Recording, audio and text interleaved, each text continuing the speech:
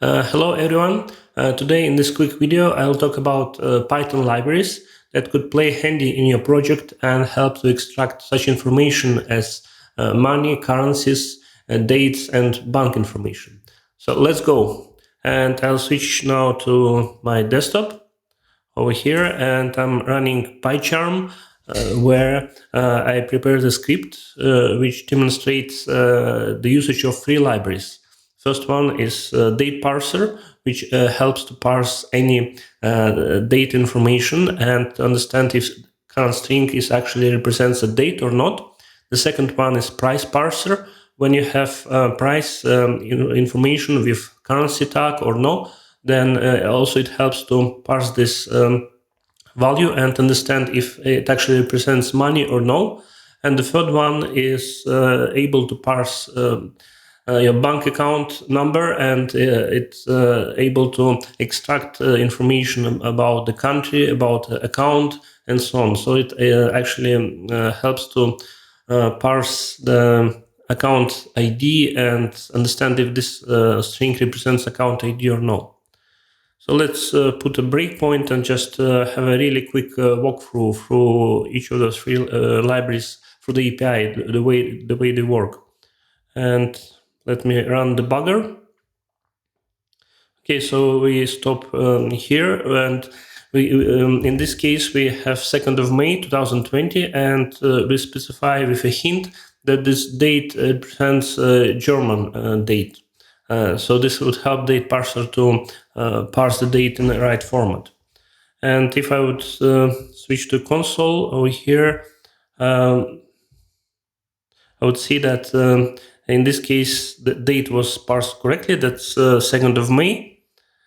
Fine, and then let's go to the second example, and in this case this was 2nd ABC 2020, which is not a date, and in this case library successfully returned none because this is not a date. And the third example is 2020 12/8 and without hint for specific language. And in this case if we print it and we get correctly the date. Okay, so this works very nicely, date parser, and now let's see a library which helps to parse money or price information. So in this case I have minus 414 and 47 cents in euros. Then I print it out and I see that you get decimal value for the price itself, and then you get a currency tag. Another example is in Russian rubles, and let's see how the price parser would handle that one. And it actually works pretty well. It also gets the price, and even we have a space between 3 and 500. It gets it correctly, 3,500.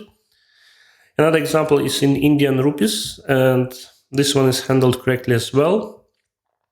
And there's one more which using comma separator to separate thousands, and if we parse that one we get correct value 199.9.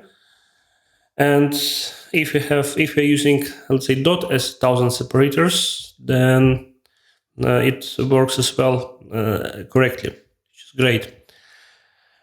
And the third one is bank information. Let's see, let's say we have this bank account and we print out information about it, and it correctly prints out that this is Lithuanian bank account. And now let's see one more example with German, and now it's also correctly prints out that this is a German bank account. So we are good. And if we pass on purpose some incorrect information, some short bank account, and in this case it returns exception, which is expected, and it prints out the message that this is invalid IBAN length.